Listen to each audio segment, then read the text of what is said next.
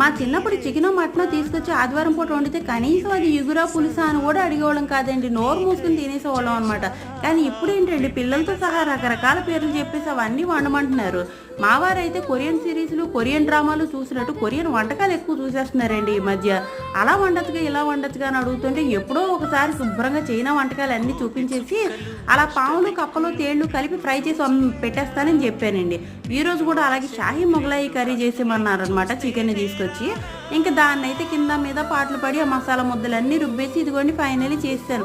కాకపోతే చేయమన్నప్పుడు ఏదో గొంతేసుకుని అలాగే గేదెలాగా మీద పడిపోతాను కానీనండి, వండాక మాత్రం నిజంగా నా తప్పు నేను తెలుసుకుంటాను. ఇందాక ఎందుకు అరిచానురా బాబు అని అనిపించి టేస్ట్ అంత అద్భుతంగా ఉందండి. ఇదైతే దోశలోకి చపాతీలోకి రైస్లోకి కత్తిలాగా ఉంటుంది.